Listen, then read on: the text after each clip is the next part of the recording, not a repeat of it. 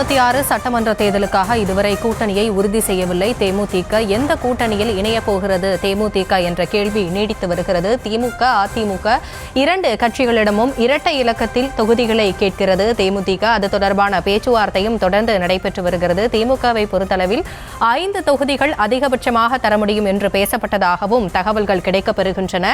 அதிமுகவை பொறுத்தளவில் 2 கட்சிகளிடமும் பேசி வரக்கூடிய தேமுதிக அதிமுகவில் பாமகவிற்கு இணையாக தங்களுக்கு தொகுதிகள் வேண்டும் என்று கேட்பதாகவும் செய்திகள் வெளிவந்து கொண்டிருக்கின்றன. அது தொடர்பான முக்கிய செய்தியை இன்று நாம் பார்த்து வருகிறோம்.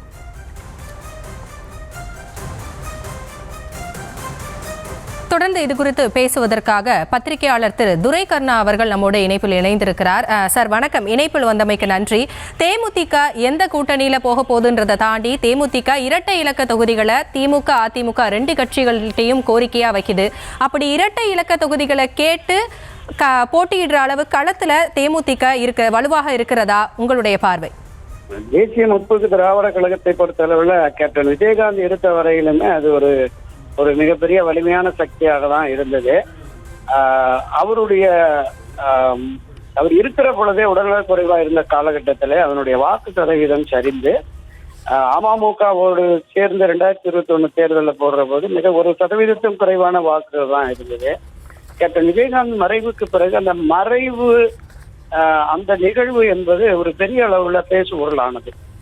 தமிழகம் முழுவதும் இருந்து பல்லாயிரக்கணக்கான லட்சக்கணக்கான அவருடைய ரசிகர்கள், ஆதரவாளர்கள் வந்த பொழுது அரசியல் தளத்துல ஒரு புதிய பார்வை விழுந்தது. தேமுதிகவுடைய வாக்கு வங்கி இன்னும் இருக்கிறது என்பது மாதிரியான ஒரு தோற்றம் உருவானது. அது எத்தனை சதவீதம் என்பது இனி ஒரு தேர்தலை சந்தித்தால் தான் தெரியும். ஆனால் திராவிட முன்னேற்ற கழகத்திலே அணி சேர்ந்திருக்கிற விசிக, பொது உடைமை கட்சிகள், விடுதலை சிறுத்தைகள் உள்ளிட்ட கட்சிகள் 6 தொகுதிகளோடு கடந்த முறை அவர்கள் தேர்தலை எதிர்கொண்டார்கள். அந்த நிலையை தாண்டி தேமுதிகவுக்கு பெரிய செல்வாக்கு இல்லை. அதுதான் 2 கட்சிகளுமே இந்த ஒற்றை இலக்கம் 6, 7, 8 கொடுக்கலாங்கிற மாதிரி தான் திமுக தரப்படும் அதிமுக தரப்படும் பேசப்படுகிறது. ஆனால் பிரேமலதா விஜயகாந்த் அவர்கள் ஒரு மிகப்பெரிய அளவு இரட்டை இலக்கம் வேண்டும். நீங்க குறித்தது மாதிரி பாமகவுக்கு இணையாக அதிமுகவே, அதே போல திராவிட முன்னேற்ற கழகம் இருந்தாலும் 15 தொகுதி 18 தொகுதி என்றெல்லாம் கேட்கிறார்கள் என்று பேசப்படுகிறது. பொதுவாக இது போன்ற தேசியங்கள் வதந்திகள் தான் பரப்பப்பட்டு வருகிறது தவிர 2 தரப்பிலுமே திராவிட முன்னேற்ற கழக தரப்பிலும் என்ன பேசப்பட்டது, எவ்வளவு தொகுதிகள் என்பதையோ, அண்ணா திராவிட முன்னேற்ற கழகத்தின் சார்பில் என்ன கேட்டார்கள், என்ன தரவிருக்கிறோம் என்பதையோ இன்னும் வெளிப்படையாக தெரிவிக்கவில்லை. இந்த 2 அணிகளோடும் பேசிக் கொண்டிருக்கிற பிரேமலதா விஜயகாந்தும் எதுவுமே சொல்லலை. நமக்கு பொதுவெளிகளில் பாட்டாளி மக்கள் கட்சி என்பது கிட்டத்தட்ட ஒரு 5-6% வாக்கு வங்கியை நிரூபித்த கட்சி.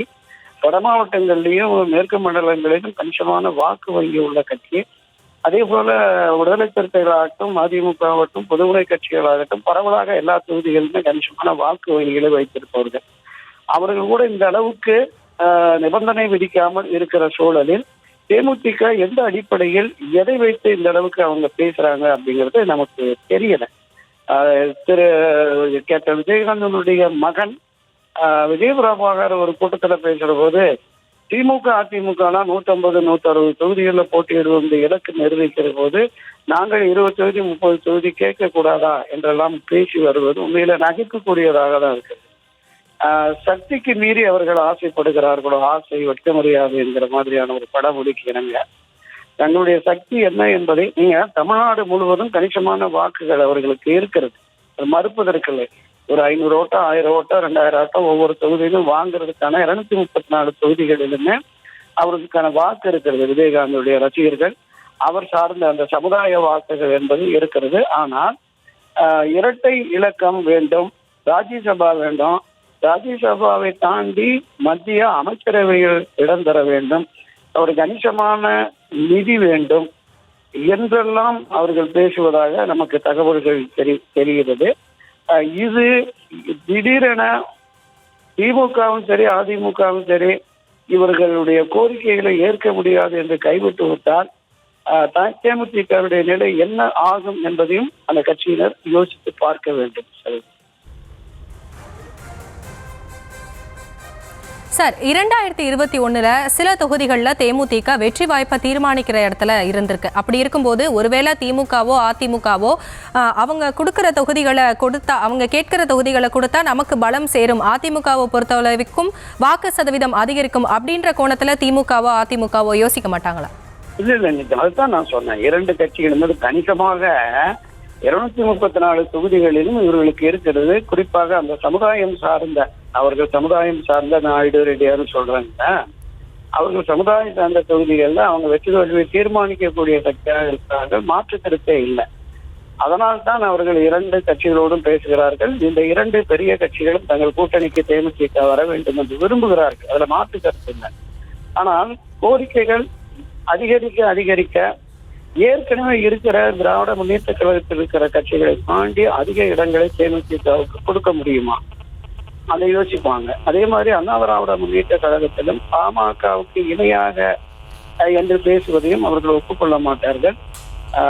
எனவேதான் நான் சொன்னேன், எந்த அளவிற்கு ஒரு சிங்கிள் டிஜிட் தான் வரும் அப்படிங்கிற மாதிரி தான் என்னுடைய பார்வை. இரட்டை இலக்க இடங்கள் கொடுப்பதற்கு இரண்டு கட்சிகளுமே தயாராக இருக்காது.